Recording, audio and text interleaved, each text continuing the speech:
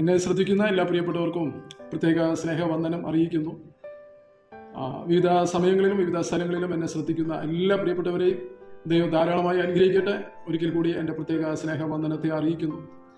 ഇന്ന് അല്പസമയം നിങ്ങളുമായി പങ്കുവയ്ക്കാൻ ആഗ്രഹിക്കുന്ന സന്ദേശത്തിൻ്റെ തലക്കെട്ട് ബൈബിളിലെ ജനനങ്ങൾ, 4 വിധ ജനനങ്ങൾ, മോക്ഷത്തിനായി ഉള്ള ജനനം എന്നുള്ളതായ ഒരു തലക്കെട്ടാണ്. അല്പസമയം മാത്രമേ നമ്മൾ ഈ വിഷയമായിട്ട് സമയം എടുക്കുന്നുള്ളൂ. അതുകൊണ്ട് നിങ്ങളുടെ വിലയേറിയ ശ്രദ്ധ ഞാൻ നിങ്ങളെ ക്ഷണിക്കുന്നു. പ്രാർത്ഥനയോടെ ശ്രദ്ധിച്ചാലും നിശ്ചയമായും ഇത് നിങ്ങളുടെ ജീവിതത്തിൽ, ആത്മീക ജീവിതത്തിന് വിശേഷാൽ ഒരു അനുഗ്രഹമായി തീരും എന്ന് എനിക്ക് കഴിഞ്ഞ നാളുകളെ പോലെ ഇന്നും പറയുവാനായിട്ട് ആവേശമുണ്ട്. അതുകൊണ്ട് നിശ്ചയമായും നിങ്ങൾ സ്കിപ്പ് ചെയ്യാതെ മുഴുവനും കേൾക്കുവാനായിട്ട് വളരെ വിനീതമായി നിങ്ങളോട് അപേക്ഷിക്കുന്നു. ദൈവം നമ്മെ എല്ലാവരെയും ധാരാളമായി അനുഗ്രഹിക്കുവാനാകട്ടെ. ഈ വചനം കേൾക്കുമ്പോൾ തന്നെ നിങ്ങളുടെ ജീവിതത്തിൽ ചില നന്മകൾ, അനുഗ്രഹങ്ങൾ പ്രാപിക്കുവാൻ ഇടയാക്കട്ടെ എന്ന ദിവസനതയിൽ ഞാൻ പ്രാർത്ഥിക്കുന്നു. ആദ്യമായി നമ്മൾ ചിന്തിക്കുന്നത് എങ്ങനെയാണ്? ബൈബിളിലെ 4 വിധ ജനനങ്ങളെ കുറിച്ച് നമുക്ക് വേഗത്തിൽ ചിന്തിക്കാം. അതിലെ അവസാനത്തേതായിരിക്കുന്ന ജനനമാണ് നമുക്ക് മോക്ഷത്തിന് വേണ്ടതായ ജനനം എന്ന് ആദ്യമേ തന്നെ പറയുന്നു. ദൈവം സഹായിക്കട്ടെ. നമുക്ക് ആദ്യത്തെ ജനനം എന്ന് പറയുന്നത് അത്ഭുതകരമായ ഒരു ജനനമാണ് വിശുദ്ധ ബൈബിളിൽ നമുക്ക് കാണുവാനായിട്ട് കഴിയുന്നത്. അത് 1-ാം അധ്യായത്തിൽ ദൈവം പറയുന്നുണ്ട്, നാം നമ്മുടെ സാദൃശ്യത്തിലും സ്വരൂപത്തിലും മനുഷ്യനെ ഉണ്ടാക്കാം എന്ന് പറഞ്ഞ് ഉള്ള കാര്യത്തെക്കുറിച്ച് 1-ാം അധ്യായത്തിൽ കാണുവാനായിട്ട് കഴിയും. 2-ാം അധ്യായത്തിൽ, ഉൽപ്പത്തി പുസ്തകത്തിലെ 2-ാം അധ്യായത്തിൽ പറയുന്നതായ കാര്യം എന്ന് പറയുന്നത് മനുഷ്യനെ എങ്ങനെ ഉണ്ടാക്കി എന്നുള്ളതാണ്. ഭൂമിയിലെ പൊടി കൊണ്ട് മനുഷ്യനെ ഉണ്ടാക്കി, മനുഷ്യന്റെ മൂക്കിൽ ജീവശ്വാസം ഊതി, മനുഷ്യൻ ജീവനുള്ള ദേഹിയായി മാറി. അങ്ങനെ ആദ്യത്തെ ജനനം നമുക്കവിടെ കാണുവാനായിട്ട് കഴിയും. അത് അത്ഭുതകരമായ ജനനമാണ്. അതിനെ കുറിച്ച് നമുക്ക് ശാസ്ത്രീയമായി പറയുവാൻ നമുക്ക് കഴിയുകയില്ല. അതുകൊണ്ട് അത് സത്യം അല്ല എന്നല്ല പറയുന്നത്. ശാസ്ത്രീയമായി തെളിയിക്കാൻ പറ്റില്ല എങ്കിലും ദൈവം മനുഷ്യനെ ഉണ്ടാക്കിയ ചരിത്രം വിശുദ്ധ ബൈബിളിൽ രേഖപ്പെടുത്തിയിരിക്കുന്നത് അങ്ങനെ ആയതുകൊണ്ട് അങ്ങനെ തന്നെ നാം ചിന്തിപ്പാനായിട്ട് ഇടയായിത്തീരണം. അതുപോലെ തന്നെ പ്രധാനപ്പെട്ടതായ ഒരു കാര്യമാണ്, മനുഷ്യനെ ദൈവത്തിന്റെ സാദൃശ്യത്തോടും സ്വരൂപത്തോടുമാണ് സൃഷ്ടിച്ചിരിക്കുന്നത്.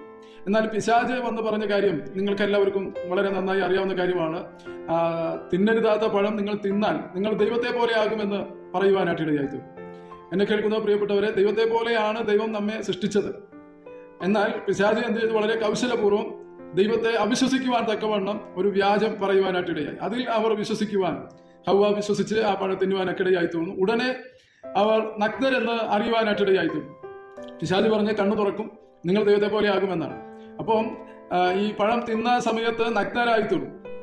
നഗ്നരായി തീരുക എന്ന് പറയുമ്പോൾ കണ്ണ് തുറന്നതല്ല ആ കാര്യം എന്ന് പറയുന്നത്. എന്തായാലും ദൈവം പറഞ്ഞ ഈ പഴം തിന്നുന്ന നാളിൽ നിങ്ങൾ മരിക്കുമെന്നാണ് പറഞ്ഞത്. അവിടെ സംഭവിച്ചതായ കാര്യം എന്ന് പറയുന്നത് ആത്മാവിൽ മരണം സംഭവിച്ചു. അതുകൊണ്ട് അവരെ തേജസ്, ദൈവത്തിന്റെ ചൈതന്യം അവരിൽ നഷ്ടപ്പെടുവാനിടയായി തീർന്നു. അപ്പോഴാണ് അവർ നഗ്നരായി തീരുവാനായിട്ട് ഇടയായി തീർന്നു. അപ്പം അവരിൽ ആത്മാവിൽ മരണം സംഭവിച്ചു. ആത്മാവിൽ മരണം സംഭവിച്ച ദൈവ തേജസ്, ദൈവത്തിന്റെ നിത്യ തേജസ് നമ്മിൽ നിന്ന് നഷ്ടപ്പെടുവാനിടയായി തീർന്നു. അപ്പോ 1-ാമത്തെ ജനനവും ആ ജനനത്തിൽ വന്ന പരാജയവും നമ്മൾ ചിന്തിക്കുവാനായിട്ട് ഇടയായി തീർന്നു. പിന്നീട് നമുക്ക് ഏദനിൽ നിന്ന് പുറത്താക്കിക്കൊണ്ട് സ്ത്രീയും പുരുഷനും തമ്മിൽ ബന്ധപ്പെട്ടുകൊണ്ട് അവിടെ സന്തതികൾ ഉണ്ടാകുന്നതായിട്ട് നമുക്ക് മനസ്സിലാക്കുവാനായിട്ട് കഴിയും. അപ്പോൾ 2-ാമത്തേത് എന്ന് പറഞ്ഞാൽ സ്ത്രീയും പുരുഷനും തമ്മിൽ ബന്ധപ്പെട്ടുകൊണ്ട് ജഡത്താൽ ജനിക്കുന്നതായ സാധാരണ ഇന്ന് കാണുന്നതായ സംവിധാനം, ജനനങ്ങൾ നമുക്ക് കാണുവാനായിട്ട് കഴിയുന്നുണ്ട്. അവിടെ ഒരു കാര്യം പ്രത്യേകം ശ്രദ്ധിക്കുവാനായിട്ട് ഇടയായി തീരണം. ചിലപ്പോൾ ചിലർ കറുത്ത വർഗ്ഗക്കാരായിരിക്കാം, വെളുത്ത വർഗ്ഗക്കാരായിരിക്കാം, ചിലർ വളരെ ഉയരക്കൂടുതലായിരിക്കാം, അതല്ലെങ്കിൽ മറ്റു നിലകളിൽ പറഞ്ഞാൽ വളരെ തൂക്കം കുറവുള്ളവരൊക്കെ ആയിരിക്കാം എന്ന് നമുക്ക് മനസ്സിലാക്കും. അത് സാധാരണ സംഭവിക്കുന്നതായ കാര്യങ്ങളാണ്. എന്നാൽ ഇതിനിടയിൽ ഒരു പ്രത്യേക കാര്യം സംഭവിക്കുന്നത് നമുക്ക് കാണാൻ കഴിയുന്നുണ്ട്. ദൈവത്തിന്റെ പുത്രന്മാർ, മനുഷ്യപുത്രന്മാർ സുന്ദരിമാർ എന്ന് കണ്ടുകൊണ്ട് അവർ തങ്ങൾ ബോധിച്ചവരുമായി ബന്ധപ്പെട്ട് എന്ത് സംഭവിച്ചു? തലമുറകൾ ഉണ്ടാകുന്നതായിട്ട് നമുക്ക് വിശുദ്ധ ബൈബിളിൽ വായിക്കുവാനായിട്ട് കഴിയുന്നുണ്ട്. അപ്പൊ അതൊരു പ്രത്യേകമായ ഒരു ജനനം, ആരാധനയ്ക്ക് വേണ്ടി അല്ലെങ്കിൽ ആരാധന ഇല്ലാത്ത ഒരു നിലയിലേക്കോ, അതല്ല എങ്കിൽ ദൈവം അനുവദിക്കാത്ത നിലയിലുള്ള ഒരു ജനനത്തെക്കുറിച്ച് അല്ലെങ്കിൽ ഒരു വർഗത്തെക്കുറിച്ച് നമുക്കവിടെ ഒരു സമൂഹത്തെക്കുറിച്ച് കാണുവാനായിട്ട് കഴിയും. അപ്പം 1 ആദാമിന്റെ ജനനം, 2 സാധാരണ സ്ത്രീകളും പുരുഷന്മാരും തമ്മിലുള്ള ജനനം, 3-ാമത്തേത് നമ്മുടെ രക്ഷകനായിരിക്കുന്ന ദൈവപുത്രനായിരിക്കുന്ന യേശുക്രിസ്തുവിന്റെ ജനനമാണ്. മാതാവിനോടും യോസഫിനോടും മാലാഖ പറയുന്നതായ ഒരു കാര്യമുണ്ട്. നമുക്കറിയാം, കുഞ്ഞ് ജനിക്കുന്നതിന് മുൻപേ പ്രവചിക്കുന്നതായിട്ട് കാണുവാനായിട്ട് കഴിയും. 2 കാര്യമാണ് അവിടെ ശക്തമായി മാലാഖ പ്രവചിക്കുവാനിടയായി തീർന്നു. 1, ഇവൻ സന്തതി അല്ലെ ആൺ പൈതലായിരിക്കുമെന്ന് പറയുവാനായിട്ട് ഇടയായി. രണ്ടാമത്തേത്, അവന് ഇടേണ്ടതായ പേര് അവർക്ക് നൽകുവാനൊക്കെ ഇടയായി തീർന്നിട്ടുണ്ട്. അപ്പം ജനിക്കുന്നതിന് മുൻപേ അത് ആണാണോ പെണ്ണാണോ എന്നും അതുപോലെ തന്നെ അവന് ഇടേണ്ട പേര് പറഞ്ഞു കൊടുത്തുകൊണ്ട് അവരെ ഓർമ്മപ്പെടുത്തുവാനും ഇടയായി തീർന്നു. ഇങ്ങനെ പറയുന്നതായ ജനനം എന്ന് പറയുന്നത് പ്രത്യേകതയുള്ളതാണ്. അതുപോലെ തന്നെ നമുക്ക് തിരുവെഴുത്തുകൾ മുൻപേ പറയുമ്പോൾ ഈ യേശുക്രിസ്തുവിന്റെ ജനനത്തിന്റെ പ്രത്യേകത, ഏറ്റവും വലിയ പ്രത്യേകത എന്ന് പറയുന്നത്, മാതാവ് വിവാഹം കഴിക്കാതിരിക്കുക അല്ലെങ്കിൽ ഒരു പുരുഷനുമായി ബന്ധപ്പെടാതിരിക്കുന്നതിന് മുൻപേ അത്ഭുതകരമായ ഒരു ജനനമാണ് താൻ ഗർഭിണിയായി തീരുവാനിടയാകുന്നത്. പുരുഷനുമായി ബന്ധമില്ലാതെ അവൻ വചനം ജഡമായി മാതാവിന്റെ ഉദരത്തിൽ ജനിപ്പാനായിട്ട് ഇടയായിത്തീർന്നു. ആ ജനനത്തെ കുറിച്ച് ഇങ്ങനെയാണ്: പരിശുദ്ധാത്മാവ് നിന്റെ മേൽ വരും, ആകയാൽ ഉത്ഭവിക്കുന്നതായ വിശുദ്ധ പ്രജ അവൻ ലോകരക്ഷിതാവെന്നും ദൈവപുത്രനെന്നും അത്യുന്നതന്റെ പുത്രനെന്നൊക്കെ വിളിക്കപ്പെടുമെന്നുള്ള പ്രവചനം നമുക്ക് കാണുവാനായിട്ട് കഴിയും. അപ്പോ ഈ ജനനത്തിന്റെ പ്രത്യേകത അതിനേക്കാളും അനുഗ്രഹിക്കപ്പെട്ടതായ അല്ലെങ്കിൽ അത്ഭുതകരമായത് യേശുക്രിസ്തുവിനെ കുറിച്ച് മുൻപ് പ്രവാചകന്മാർ പല കാലഘട്ടങ്ങളിൽ പ്രവചിക്കുവാനിടയായിട്ടുണ്ട്. എവിടെ ജനിക്കുമെന്ന് BC 730 അതിനെ ആ കാലഘട്ടങ്ങളിൽ പ്രവാചകൻ വിളിച്ചു പറയുവാനിടയായിത്തീർന്നു, അവൻ ബത്ലഹേമിൽ ജനിക്കുമെന്നും. മീക്ക പ്രവാചകൻ വിളിച്ചു പറയുവാനിടയായിത്തീർന്നു, കന്യക ഗർഭിണിയായ ഒരു മകനെ പ്രസവിക്കുമെന്ന്. ഉൽപ്പത്തി പുസ്തകം അവിടെ നമുക്ക് കാണാൻ കഴിയുന്നത് ആദാമിനോട് ഹവ്വായോട് പറയുന്നതായ ദൈവം പറയുന്നതായ പ്രവചനമാണ്: സ്ത്രീയുടെ സന്തതിയായ ഒരുവൻ വരും, അവൻ തിന്മയുടെ ശക്തിയായ ആ ശക്തിയെ തലയെ തകർക്കുവാനായിട്ട് ഇടയായി തീരും എന്ന് പ്രവചിക്കുവാനിടയായി തീരും. അപ്പോൾ യേശുക്രിസ്തുവിന്റെ ജനനം തിരുവെഴുത്തുകൾ എഴുതിയിരിക്കുന്നതായ നിലകളിൽ തന്നെയാണ് ജനിപ്പാനായിട്ട് ഇടയായിത്തീരുന്നത്. അങ്ങനെ ഒരു ജനനം നമുക്ക് എവിടെ നമുക്ക് കാണുവാനായിട്ട് കഴിയുകയില്ല.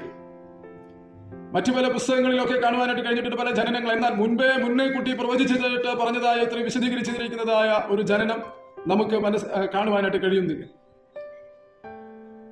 ആ ജനനം എന്ന് പറയുന്നത് മാനവജാതിയുടെ പാപത്തിന് പരിഹാരം വരുത്തുവാൻ പാപമില്ലാത്ത ഒരുവൻ വരേണ്ടതാണ്. അവൻ മാനവ ലോകത്തിന്റെ മുഴുവൻ പാപത്തെ ഏറ്റെടുക്കുകയും ആ പാപത്തിന് ശിക്ഷ അനുഭവിക്കുകയും ആ പാപത്തിന് പരിഹാരം വരുത്തുകയും യാഗമായി തീരുവാൻ വേണ്ടിയാണ് കന്യകയായി അവൻ യേശുക്രിസ്തു ഈ ഭൂമിയിൽ ഭൂജാതനാകുവാൻ ഇടയായി തീർന്നു.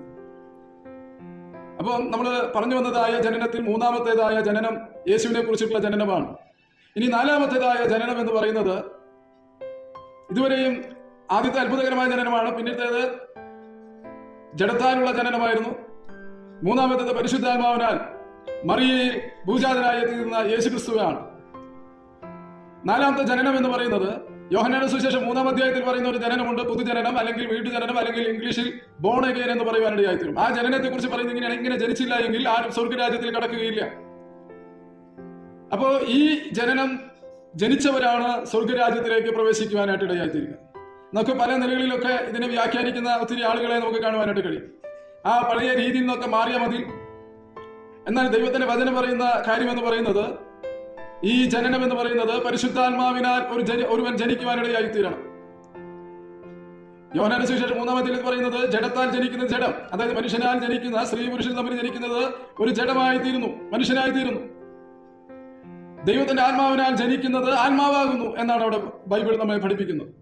അപ്പൊ ദൈവത്തിന്റെ ആത്മാവിനാൽ ഉള്ള ജനനത്തെയാണ് വീട് ജനനം എന്ന് പറയുന്നത്. അത് ആത്മാവിലാണ് സംഭവിക്കുന്നത്. ശരീരത്തിൽ ജനിച്ച് ആ പ്രിയപ്പെട്ടവർ ആത്മാവ് വീട് ജനിക്കുവാനായിട്ട് ഇടയായി തീരണം. അതിനാണ് ദൈവത്തിന്റെ ആത്മാവിനാൽ നാം വീട് ജനിക്കുവാനിടയായി തീരുന്നത്. എന്തുകൊണ്ടാണ് ഈ ജനനം ആവശ്യമായിരിക്കുന്നത്? നമുക്കറിയാം, പറുദീസായിൽ ഏദനിൽ ആ പഴം തിന്നുന്ന നാളിൽ അവർ ദൈവത്തിന്റെ വചനം പോലെ അവർ ആത്മാവിൽ മരണം സംഭവിച്ചു. അവർക്കൊരിക്കലും നിത്യജീവനെ പ്രാപിക്കാൻ കഴിഞ്ഞില്ല. അവരെ കുറിച്ചിട്ടാണ് പറയുന്നത്, നിങ്ങൾ വീട് ജനിപ്പാനിടയായി തീരണം. എവിടെ? ആ യഹൂദ പ്രമാണിയായിരിക്കുന്ന നിക്കോദിമോസ് പറയുന്ന ചോദ്യത്തിന് ഉത്തരമായിട്ടാണ് യോഹന്നാന്റെ സുവിശേഷം 3-ാം അധ്യായത്തിൽ പറയുന്നത്. ആ നിക്കോദിമോസ് യഹൂദ പ്രമാണി മാത്രമല്ല, അവൻ പരീശന്മാരിൽ പ്രമാണിയാണ്. പരീശന്മാരുടെ പ്രത്യേകത നമുക്കറിയാം. മൂന്നാമത്തെ പ്രത്യേകത, അവൻ ഉപദേഷ്ടാവാണ്, വാർദ്ധക്യത്തിലെത്തിയിരിക്കുന്ന പ്രിയപ്പെട്ടവരാണ്. ഇങ്ങനെ ദൈവവചനം സംബന്ധിച്ച് വളരെ ആധികാരികമായി പഠിപ്പിക്കുന്നതായിരിക്കുന്ന ആ പ്രിയപ്പെട്ടവൻ ചോദിക്കുകയാണ്, ഞാൻ എങ്ങനെ ഈ വൃദ്ധനായതിനു ശേഷം അമ്മയുടെ വയറ്റിൽ ചെല്ലുന്നതായിരിക്കുന്ന വീണ്ടും ജനിക്കുന്നതാണോ ഈ വീണ്ടും ജനനം? അപ്പോഴാണ് യേശുക്രിസ്തു പറയാനിടയായി തീർന്നത്, ദൈവത്തിന്റെ ആത്മാവിനാൽ പരിശുദ്ധാത്മാവിനാൽ വീട് ജനിപ്പാനിടയായി തീരണം. ഒന്നും കൂടെ അതിന് വിശദീകരിക്ക് പറയുന്നുണ്ട്. എന്താണ്? വെള്ളത്താലും ആത്മാവിനാലും വീണ്ടും ജനിപ്പാനിടയായി തീരണം. അപ്പൊ ആത്മാവ് ജനിപ്പാനിടയായി തീരണം. ഈ ശരീരം അമ്മയുടെ ഉദരത്തിൽ നിന്ന് ഉരുവായി തീർന്നത് പോലെ നമ്മുടെ ഈ ശരീരത്തിനകത്തുള്ള ആത്മാവ് ജനിപ്പാനായിട്ടിടയായി തീരണം. അതിനാണ് ദൈവത്തിന്റെ ആത്മാവ് വചനത്താലും ആത്മാവിനാലും, ആത്മാവ് ചെയ്യുന്ന പ്രവൃത്തിയാണ് നമ്മുടെ ആത്മാവിനെ ജീവിപ്പിക്കുക എന്ന് പറയുന്നത്. മാംസം ഒന്നിനും ഉപകരിക്കുന്നില്ല, ആത്മാവോ ജീവിപ്പിക്കുന്നു എന്നാണ് പറയുന്നത്. നമ്മുടെ ആത്മാവിനെ ജീവിപ്പിക്കുന്നത്, യേശുവിനെ മരിച്ച് കല്ലറടക്കി യേശുവിനെ ഉയർപ്പിച്ചത് ദൈവത്തിന്റെ ആത്മാവാകുന്നു. ഇനി കാഹളനാദം കേൾക്കുമ്പോൾ അവയെ നമ്മെ ജീവിപ്പിക്കുന്നവർ ദൈവത്തിന്റെ ആത്മാവാകുന്നു. അപ്പൊ ദൈവത്തിന്റെ ആത്മാവ് ജീവിപ്പിക്കുന്നതാണ്. ഈ യേശുവിനെ സ്വീകരിച്ച് രക്ഷകനായ ദൈവപുത്രനായ യേശു ക്രിസ്തുവിനെ ഹൃദയത്തിലേക്ക് സ്വീകരിക്കുന്ന ദൈവം ആത്മാവായി ആരിൽ വസിക്കുന്നുവോ ദൈവത്തിന്റെ ആത്മാവ് നമ്മുടെ ആത്മാവിനെ ജീവിപ്പിക്കുവാനിടയായിത്തീരും. അന്ന് പ്രാപിക്കുന്ന ജീവനാണ് നിത്യജീവൻ. അന്ന് നമ്മുടെ ആത്മാവിനെ വീണ്ടും ജീവിപ്പിക്കുവാനിടയായി തീർന്നു. അങ്ങനെയാണ് ആ ദൈവത്തിന്റെ ആത്മാവിനെ നമ്മുടെ ആത്മാവ് ജീവിപ്പിക്കുന്നതിനെയാണ് വീണ്ടും ജനനം എന്ന് പറയുന്നത്. അന്നാണ് നമ്മുടെ ആത്മാവിനെ രക്ഷ പ്രാപിക്കുവാനായിട്ട് ഇടയായി തീർന്നത്. രക്ഷ പ്രാപിച്ചിട്ടുണ്ടോ എന്ന് ചോദിച്ചാൽ യേശുവിനെ ഹൃദയത്തിൽ സ്വീകരിച്ചിട്ടുണ്ടോ? ദൈവം ആരിൽ വസിക്കുന്നുവോ ആ ദൈവത്തിന്റെ ആത്മാവ് നമ്മുടെ ആത്മാവിനെ ജീവിപ്പിച്ച് നിത്യജീവനെയും വീണ്ടും ജനനത്തെയും ആത്മാവിന്റെ രക്ഷയെയും അവൻ നമുക്ക് ലഭിക്കാനായിട്ട് ഇടയായി തീരും. ദൈവത്തിന്റെ ആത്മാവ് വസിക്കണമെങ്കിൽ ദൈവം നമ്മിൽ യേശുവിനെ ഹൃദയത്തിലേക്ക് സ്വീകരിക്കണം. കർത്താവിന്റെ ഹൃദയത്തിലേക്ക് വരണമെന്ന് പ്രാർത്ഥിക്കണം. ദൈവത്തിന്റെ ആത്മാവ് വസിക്കുന്നത് പാപമോചനം പ്രാപിച്ചവരിലാണ്. പാപങ്ങൾക്ക് പരിഹാരമെടുത്ത് യേശുവിനോട് പാപങ്ങളെ ഏറ്റുപറഞ്ഞ് അവന്റെ രക്തത്താൽ ശുദ്ധീകരണം പ്രാപിച്ച് ആ പ്രിയപ്പെട്ട യേശുവിന്റെ ഹൃദയത്തിൽ വരണമെന്ന് പ്രാർത്ഥിക്കുന്ന ദൈവ ആത്മാവായി നമ്മിൽ വസിക്കുമ്പോൾ ആ ദൈവത്തിന്റെ ആത്മാവ് നമ്മുടെ ആത്മാവിനെ ജീവിപ്പിക്കുകയും അന്ന് പ്രാപിക്കുന്ന ജീവൻ നിത്യജീവനും അന്ന് നമ്മുടെ ആത്മാവ് രക്ഷ പ്രാപിക്കുവാനും അന്ന് നമ്മുടെ ആത്മാവ് വീണ്ടും ജനിപ്പാനും ഇടയായിത്തീരും. അന്നാണ് നമ്മളെ ദൈവത്തിന്റെ പ്രിയ മക്കളായി തീരുന്നത്. അന്നാണ് സ്വർഗത്തിലെ ദൈവം നമുക്ക് പിതാവായി മാറുവാനായിട്ട് ഇടയാകുന്നത്. അപ്പാ പിതാവ് എന്ന് വിളിക്കുന്ന പുത്രത്വത്തിന്റെ ആത്മാവിനെ എത്രയും നാം പ്രാപിച്ചിരിക്കുന്നത്. ദൈവത്തിന്റെ ആത്മാവ് പുത്രത്വം നൽകുന്ന ആത്മാവാണ്. ഞാൻ എല്ലാ പ്രസംഗത്തിലും പറയുവാനിടയാകും. സ്ത്രീയും പുരുഷനുമായി ജനിച്ചിരിക്കുന്ന മക്കളിൽ അവരുടെ രക്തം അവർക്ക് ഭൂമിയിൽ ഒരു പിതാവിനെ താൻ മകളോ ആയി അവർ അവകാശികളായി തീരുവാനിടയാകുന്നത് പോലെ ദൈവത്തിന്റെ ആത്മാവ് യേശു ആരുടെ ഉള്ളത്തിൽ വസിക്കുന്നുവോ, ദൈവം ആത്മാവായി ആരിൽ വസിക്കുന്നുവോ അവരെല്ലാം ദൈവത്തിന്റെ മക്കളാകുന്നു. യേശു എങ്ങനെയാണോ പിതാവായ ദൈവത്തിനായിരിക്കുന്നത് അതുപോലെ നാം ഓരോരുത്തരുമായി തീരുവാനിടയാണ്. ദൈവമക്കളായി തീരുവാൻ ആത്മാവ് വീണ്ടും ജനിച്ച് നിത്യജീവനെ പ്രാപിച്ച് സ്വർഗത്തിൽ എന്നേക്കും വാഴുവാനാണ് ഈ വീണ്ടും ജനനം എന്ന് പറയുവാനിടയാകും. ഇപ്രകാരം പാപമോചനം പ്രാപിച്ച് യേശുവിനെ ഹൃദയത്തിൽ സ്വീകരിച്ച് ഞാൻ വീണ്ടും ജനിച്ചു എന്ന് ജനത്തിൽ സാക്ഷീകരിക്കുന്ന സ്നാനം ആ പ്രാപിച്ചവരാണ് കർത്താവിന്റെ വരവെങ്കിൽ അവനെ എതിരേൽക്കുവാൻ ആകാശമേഘങ്ങളിൽ നാം തേജസ്സോടെ ഉയർത്തെഴുന്നേൽക്കുവാനായിട്ട് ഇടയാകുന്നു. എന്നെ കേൾക്കുന്ന പ്രിയപ്പെട്ടവരെ, നാം ബൈബിളിൽ ഉള്ള 4 ജനനത്തെ കുറിച്ച് ചിന്തിക്കുവാനിടയായിത്തീർന്നു. അവസാനം പറഞ്ഞ ജനനമാണ് ബോൺ അഗെയിൻ, പുതുജനനം അല്ലെങ്കിൽ വീട് ജനനം എന്ന് നമ്മൾ പറയുവാനായിട്ട് ഇടയായിത്തീരും. ഇങ്ങനെ ജനിച്ചവരാണ് ക്രിസ്തുവിൽ ജനിച്ചവർ. ക്രിസ്തുവിൽ ജനിച്ചവരാണ് ക്രിസ്തുവിൽ ജീവിക്കുന്നവർ. ക്രിസ്തുവിൽ ജീവിക്കുന്നവരാണ് ക്രിസ്തുവിൽ മരിക്കുന്നവർ.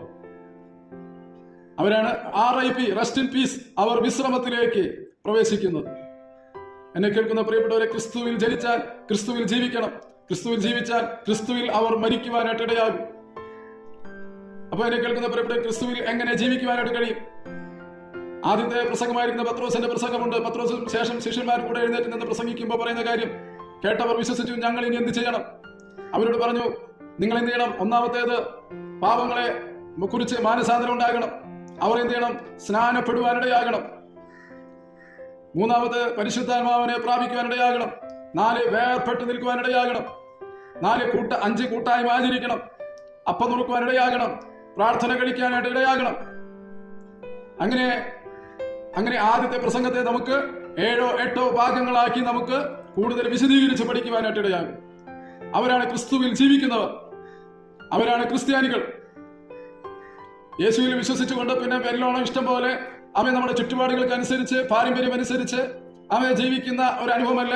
ക്രിസ്തുവിൽ ജീവിക്കുന്നവരെന്ന് പറഞ്ഞാൽ ഈ ആദ്യത്തെ പ്രസംഗത്തെ കുറിച്ച് മനസ്സിലാക്കി അതിനനുസരിച്ച് ജീവിക്കുന്നവരാണ് ക്രിസ്ത്യാനികൾ എന്ന് പറയുവാനിടയാകും. അവരാണ് ക്രിസ്തുവിൽ ജീവിക്കുന്നവർ. അവർ അങ്ങനെ ക്രിസ്തുവിൽ അവർക്ക് മരിക്കുവാനായിട്ട് കഴിയും.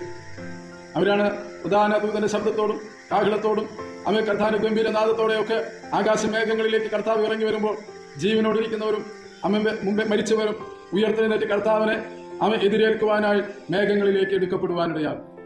എന്നെ കേൾക്കുന്ന പ്രിയപ്പെട്ടവരെ, ഈ വീട് ജനനത്തിന്, ഈ ബോൺ അഗെയിന് പാപങ്ങളെക്കുറിച്ച് കർത്താവെ, പാപക്ഷമയ്ക്ക് വേണ്ടി കർത്താവിനോട് പാപങ്ങളെ ഏറ്റുപറകി നമുക്ക് വേണ്ടി മരിച്ച് നമ്മുടെ രക്ഷകനായിരിക്കുന്ന നമ്മുടെ ദൈവമായിരിക്കുന്ന യേശുവെ എൻ്റെ ഹൃദയത്തിൽ വരണമെന്ന് പ്രാർത്ഥിച്ച് കർത്താവിൻ്റെ കൽപ്പനകളെയൊക്കെ അനുസരിപ്പാൻ, ജനത്തിൽ സാക്ഷീകരിക്കുന്ന സ്നാനമേറ്റുകൊണ്ട് മുൻപോട്ട് പോകുവാൻ വലിയവനായ ദൈവം നമ്മെല്ലാവരെയും സഹായിക്കുകയും അനുഗ്രഹിക്കുകയും ചെയ്യുമാറാകട്ടെ എന്ന് ദൈവസന്നിധിയിൽ പ്രാർത്ഥിച്ച് ആശീർവാദം പറയുന്നു, ആശീർവദിക്കുന്നു, അനുഗ്രഹിക്കുമാറാകട്ടെ എന്ന് ദൈവസന്നിധിയിൽ പ്രാർത്ഥിക്കുന്നു. എൻ്റെ ഈ സന്ദേശം കേട്ട എല്ലാ പ്രിയപ്പെട്ടവരോടും എൻ്റെ പ്രത്യേകമായ സ്നേഹവന്ദനത്തെ അറിയിക്കുന്നു, സ്നേഹത്തെയും നന്ദിയെയും അറിയിക്കുന്നു. ദൈവം നിങ്ങളെ ധാരാളമായി അനുഗ്രഹിക്കുമാറാകട്ടെ. God bless you. Praise the Lord.